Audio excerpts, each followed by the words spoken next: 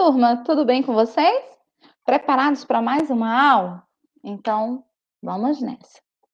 Aula 54, 19 de maio, quarta-feira. A área Ciências Humanas e o tema é Modos de Vida em Diferentes Lugares. O nosso mês de maio está, indo embora, já está começando a dizer tchau. Você lembra por que a gente usa o calendário todos os dias, né? Para marcarmos os dias, as datas, os meses e os anos, para nos orientarmos, saber dos nossos compromissos e, principalmente, não esquecer dos números nossos de todos os dias. Vamos lá. A Pro trouxe esse vídeo para vocês.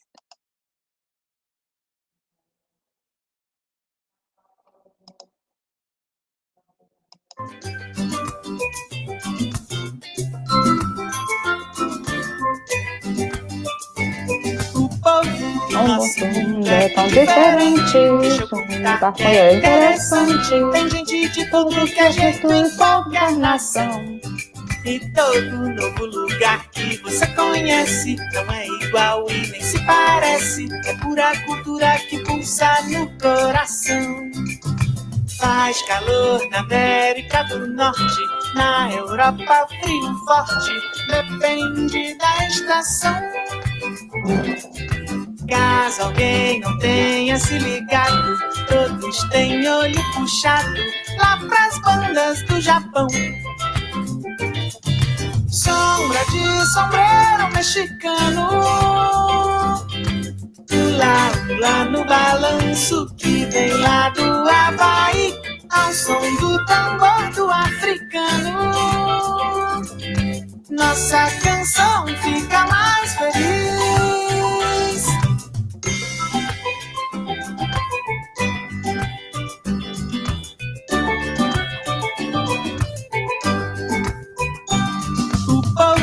Nosso mundo é tão diferente, tudo tá tão interessante. Tem gente De tudo que é jeito em qualquer nação. e todo lugar que você conhece Não é igual e nem se parece. é pura cultura que pulsa no coração. Cada cor que tem cada pessoa deixa essa mistura boa. Que bela população. No almoço a gente se deleita. Ai, ai, ai, quanta receita dentro desse caldeirão. Salta macarrão italiano, rapadura doce que a doceira fez no Ceará, lá do outro lado do oceano. Nosso navio navegará.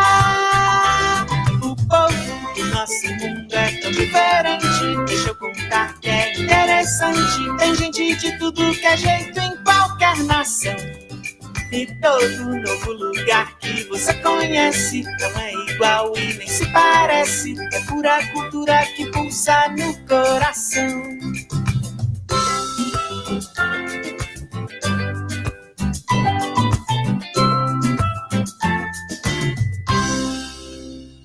E aí, gostaram do vídeo? Quem já conhecia esse vídeo da Turma do Bita? Ah, eu amo as músicas do Bita, gente.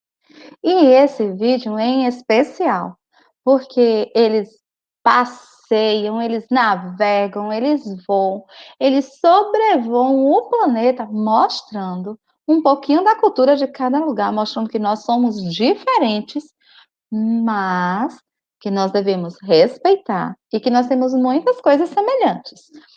Criança é criança em todo lugar. Homem, mulher, adulto, adolescente, todos nós fazemos parte da história. Vocês lembram que numa aula eu falei que nós éramos livros de história ambulante? Pois é, cada um de nós carrega uma história que está sendo contada todos os dias. E aí, o que acontece? Eu, Hélida, carrego por onde eu ando a minha cultura, os meus costumes, a minha tradição. Entendeu? e vou também agregando, absorvendo a cultura de quem é diferente. Ninguém vive sozinho, ninguém vive isolado e não existe uma cultura melhor, mais importante do que a outra. Todas as culturas é a identidade de um povo e como identidade de um povo, todas são muito importantes e têm muito a contribuir com todos nós. Criança gosta de brincar, de rir, de cantar, dançar, pular e de estudar também. Cada criança tem a sua tradição e o seu costume. E como a Pró falou, não é só criança. A Pró está falando de criança aqui porque a música do Bita fez um passeio com crianças. Mas aqueles costumes, aquelas tradições, o jeito de comer, o jeito de falar, não é específico das crianças, é do povo daquele lugar. E hoje nós vamos estudar um modo diferente de viver em diferentes lugares. Olha só, aqui são crianças de diferentes etnias. Nós temos índios, africanos, nós temos asiáticos, alemães, chineses, japoneses, crianças que moram na cidade, crianças que moram no campo, crianças que moram no Havaí, que só tem praia e vulcões, crianças que moram em lugares que nevam o tempo todo, crianças que precisam cobrir todo o seu corpo e deixar só o olhinho de fora, crianças que podem se vestir à vontade. Nós somos semelhantes, mas também temos as nossas diferenças. A Pró trouxe para vocês os curumins. Esses são do nosso Brasil. Olha só. Por que a Pró trouxe as crianças? Porque o futuro do povo, o futuro da nação, o futuro da tradição é passado para as crianças. O ciclo da vida vai fazer com que a gente cresça, vocês pequenininhos. Vocês vão crescer, se tornarão adultos e será a responsabilidade de vocês passar a cultura, a tradição e o costume dos seus ancestrais para a geração futura, para os seus filhos, para os seus netos, bisnetos e assim vai, para permanecer firme, viva e forte sua cultura e sua tradição. As crianças indígenas elas aprendem principalmente na relação com seus parentes. Elas caminham junto com ele na mata, vão para a floresta. Aí o que acontece? Elas pescam, elas caçam, vão para a roça, fazem os seus arcos, suas flechas, seus instrumentos musicais. Elas aprendem a preparar a tinta de fazer as pinturas e as tatuagens dos rituais. As crianças que são separadas para substituir o cacique vão aprendendo o ofício desde pequena. As que são separadas para ser o pajé, que é o curandeiro, é o médico da tribo. E no dia a dia, eles fazem todas as suas funções, desempenham as suas funções. Os homens caçam, pescam, pegam no pesado, e as mulheres complementam essas atividades. O que veio da caça, o que veio das coletas, elas produzem os alimentos. E os mais antigos fazem serviços mais leves. A cultura indígena não coloca peso para ser carregado, não sobrecarrega nem os idosos e nem as crianças. Então, o que acontece? Os idosos vão fazer artesanato, fazer cocá, fazer colar, trabalhar com a cestaria, fazer esteira de palha, as redes, acessórios. Enquanto eles estão fazendo isso, eles estão tomando conta das crianças, passando a tradição através das histórias, das lendas, dos mitos, passando a religião, passando a culinária, dividindo tudo o que eles sabem, toda a sua sabedoria, para as crianças. E essas crianças índias, quando elas crescerem, vão passar para os próximos, do mesmo jeito que foram ensinadas.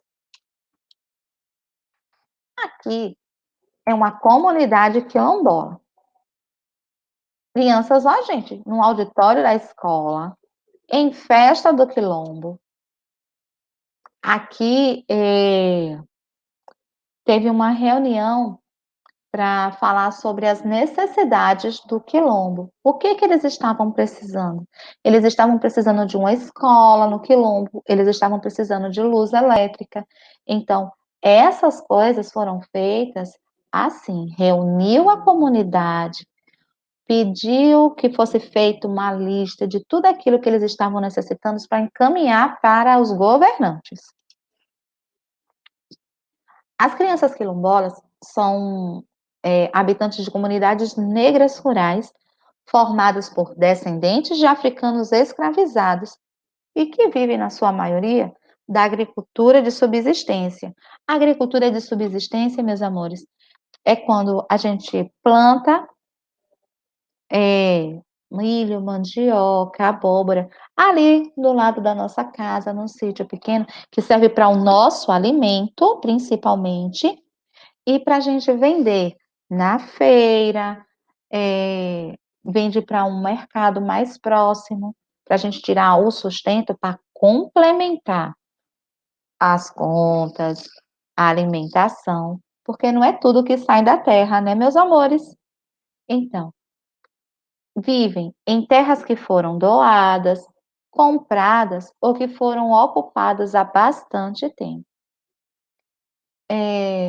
Aqui na nossa região, nós temos São João do Casumbá, Lagoa Grande e a mais famosa, né, gente? Que é a Matinha. Essas localidades são comunidades quilombolas que vivem lutando pelos seus direitos, para que as crianças tenham direito a manter a sua tradição, continuar com os seus costumes, mas que tenham direito a acesso à educação, à saúde, como qualquer outra criança, como qualquer outro adulto. Porque o direito do ser humano de saúde, educação, de moradia, é para todos e não para alguns. Aqui é uma comunidade rural. Essa é uma escola rural no sul do país. Muitas das vezes a gente não tem ideia de como é a vida do outro.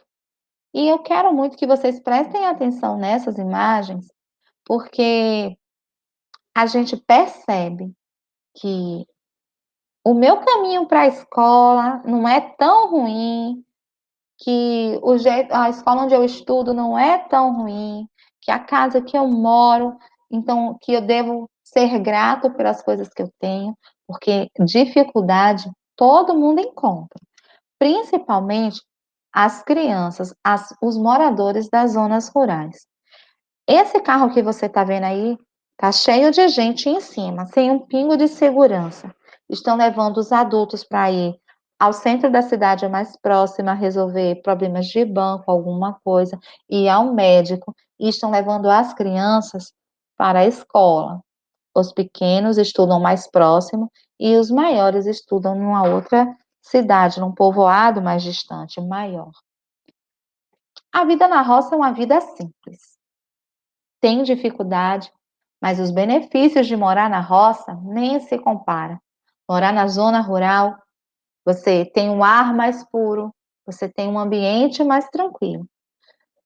Você pode plantar e comer do seu quintal. Você pode ter a sua vaca, criar a sua cabrinha, tirar o seu leite, viver uma vida de simplicidade e uma vida muito tranquila. A dificuldade é a distância dos médicos, dos hospitais, dos bancos. Infelizmente, muitas pessoas que moram nessas regiões demoram muito de vir na cidade marcar uma consulta, de encontrar vaga no médico por conta da distância. Uma outra coisa, as escolas rurais, As escolas rurais ensinam as suas crianças. Isso aí, gente, eu escolhi essa foto para mostrar para vocês a beleza da vida do campo. Essa avó com todos os seus netos. A história dessa senhora foi assim: ela não sabia ler e escrever. E esse rapazinho de calça jeans é o neto mais velho. Depois que ele aprendeu a ler e escrever, ele ensinou a sua avó. E todos os dias, no final da tarde, ela senta embaixo dessa árvore e junta todos os seus netos e ela vai ler histórias para eles.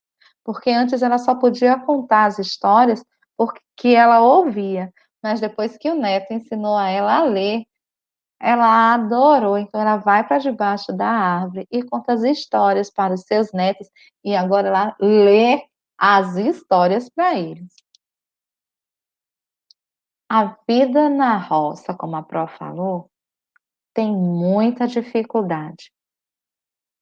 As crianças andam distâncias muito grandes para ir para a escola. Ah, Pró, mas eu também ando, porque em todo lugar tem dificuldade, meu amor. Mas a vida no campo, a maioria das pessoas que moram na roça não tem luz elétrica, não tem água encanada, não tem o sistema de esgotamento, não tem internet que você gosta tanto, não tem transporte com facilidade. Então, tem muitas dificuldades.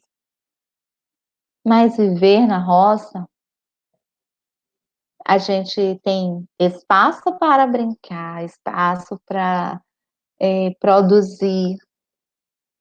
Nós temos a beleza da natureza, nós temos o privilégio de conviver com a natureza de uma forma melhor, e quando a gente convive mais próximo da natureza, a gente sempre cuida melhor dela.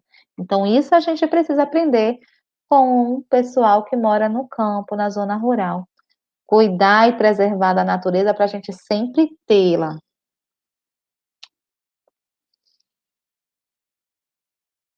Uma das maiores dificuldades com relação à escola nas zonas rurais, bem afastadas dos centros urbanos, é que, além da distância para chegar nas escolas, nós temos a formação dos professores, a falta de apoio de programas e movimentos sociais específicos para essas comunidades. Muitas das vezes, o transporte escolar não é suficiente para todos, muitas das vezes falta professora para aquela série, então junta todos os alunos de pequeno a grande numa sala só. Então, tem essas dificuldades, mas a dificuldade é porque falta apoio e programas e movimentos para ajudar a melhorar essa parte da vida no campo. A Pró também trouxe a comunidade ribeirinha. Você sabe o que é uma comunidade ribeirinha? A comunidade ribeirinha, como a comunidade quilombola, que é descendente dos africanos escravizados, a comunidade indígena, que vem guardando a sua tradição de povo índio do descobrimento, que morava aqui antes do descobrimento. A comunidade ribeirinha é aquela que mora às margens do rio ou mora no rio. Essa casa que você está vendo aí ao fundo é uma palafita. A palafita ela é construída em cima de toras de madeira, enfincadas no subsolo lá do rio, e a casa é construída em cima da água. Pode reparar, as palafitas estão construídas em cima da água do rio. E essas crianças moram no rio ou às margens do rio e elas precisam se transportar para ir para a escola de canoa, gente. É isso aí.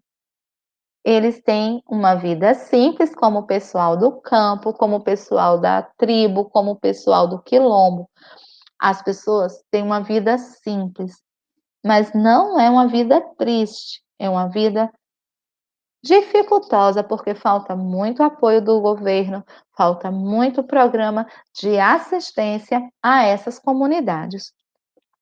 Olha só, eles indo para a escola de canoa. As crianças brincam, as crianças ajudam nas atividades de casa, as crianças fazem o papel delas que elas têm de fazer. E os adultos também desenvolvem. O trabalho nas comunidades ribeirinhas é basicamente da pesca. Então, os pais são pescadores e passam o dia pescando. Geralmente, eles têm uma lavoura próximo de casa, como essa imagem que você vê abaixo, aí é uma plantação. Então, eles plantam milho, açaí, mandioca, eles plantam abóbora, frutas, verduras. Geralmente, os ribeirinhos, eles têm uma área específica para complementar as suas alimentação e também para vender quando eles vão ao comércio vender o peixe. A comunidade ribeirinha, a maior dificuldade para eles são os períodos de chuva, porque quando chove, a água do rio sobe. E aí impede das crianças irem para a escola, impede deles trabalharem na roça e eles ficam apenas com a pesca. E ainda corre um sério risco de ter a sua casa alagada, porque, como a Pró falou no início, eles moram ou na margem do rio ou têm as suas casas, que são chamadas de palafitas, construídas no próprio rio. Existe também uma outra comunidade. A Pro trouxe para vocês um vídeo falando sobre as crianças ciganas brasileiras. E esse agrupamento cigano é da cidade de Souza, na Paraíba, aqui no nosso Nordeste. Olha só. CERCE, o Centro de Estudos e Resgate da Cultura Cigana, apresenta o projeto Povo Cigano Eterno Resiliente. Hoje falaremos sobre as crianças de Souza. Essas crianças lindas são moradoras dos ranchos ciganos de Souza. São crianças além de sua origem. São universos perpetuadores de uma cultura praticamente às margens da extinção. Elas são diferentes, mas com certeza não são desiguais. São brasileiras. São merecedoras de acessibilidade a documentos, saúde, educação e, sobretudo, inclusão social. Merecem preservar seu patrimônio cultural. O panorama dos ranchos ciganos de Souza é muito pobre. Seus habitantes têm muita dificuldade para arranjar emprego e são vítimas de discriminação. As casas do rancho, muitas de taipa, não possuem saneamento básico, coleta de lixo e nem legalização da área onde foram construídas. Como se não bastasse ainda, têm pouco acesso à água. Mas deixemos para o próximo vídeo esclarecimentos mais completos sobre essas moradias precárias. Voltemos ao tema do projeto Crianças Ciganas de Souza. Fiz uma pergunta a elas: o que vocês precisam para ser felizes? As respostas foram surpreendentes. Ninguém mencionou o óbvio, quedos ou brincar. Vejam e ouçam. Calins e calons, o que vocês precisam para ser felizes? Pois é, meus amores. Vocês acabaram de conhecer as crianças ciganas da cidade de Souza, na Paraíba.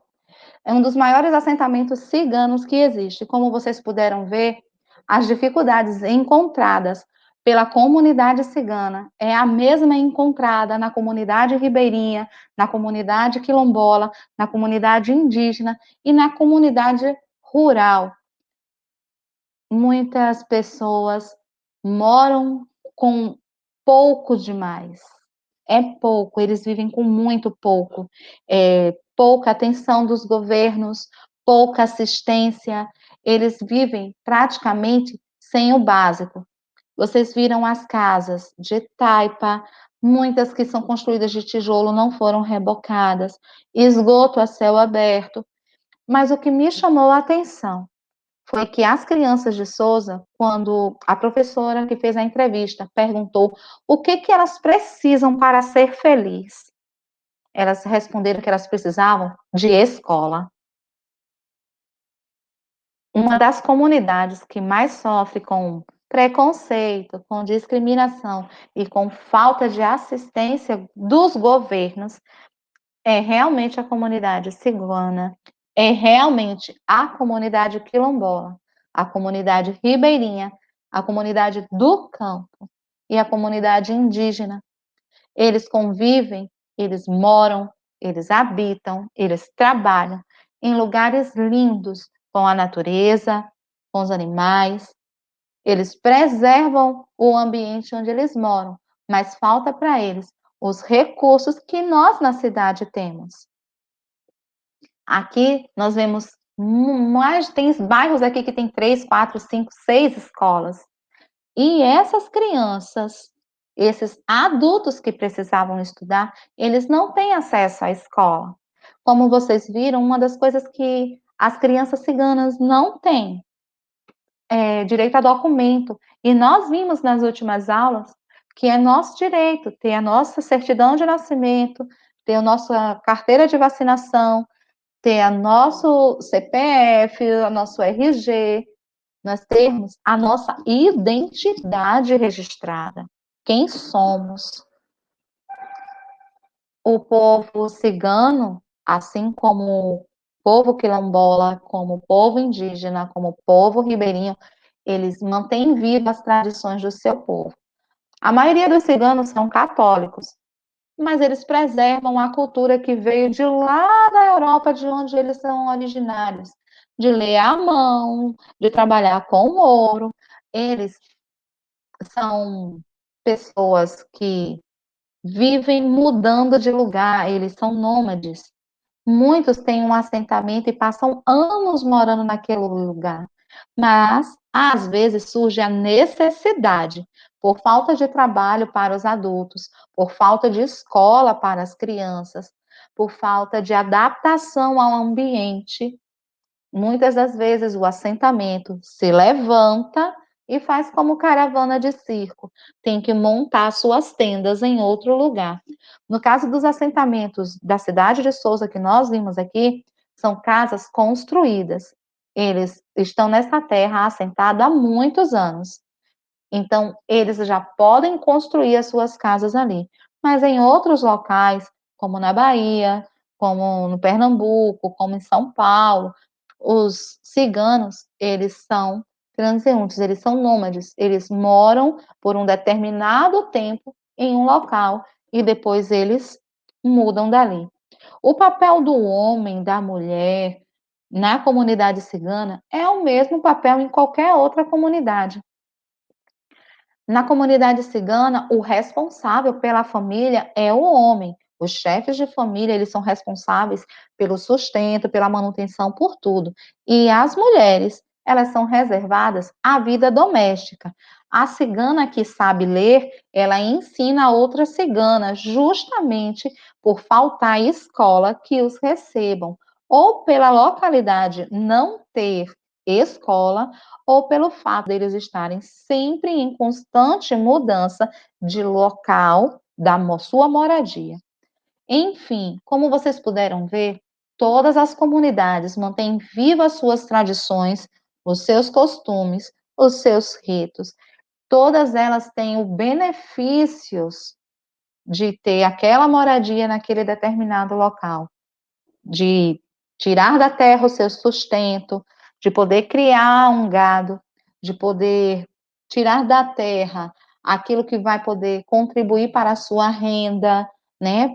Fazer uma plantação, tirar para si, poder vender, criar o animal, tirar para si e também para o comércio. Mas as maiores dificuldades são essas, que foi comum em todas as comunidades. A falta de acesso a saneamento, água encanada, energia elétrica. O modo de viver das pessoas é diferente em todos os lugares. Nós temos as nossas semelhanças, nós temos as nossas diferenças. Mas você parou para perceber que as dificuldades são as mesmas? Para a gente refletir. O que você tem de semelhante com essas crianças que nós vimos? O que os seus responsáveis têm de semelhante com os responsáveis dessas crianças? O que eles têm de semelhante com os adultos dessas comunidades? E o que você tem diferente?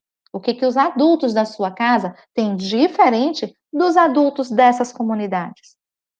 O que é que diferencia o seu modo de viver das crianças que foram apresentadas aqui? Como é que a sua família vive?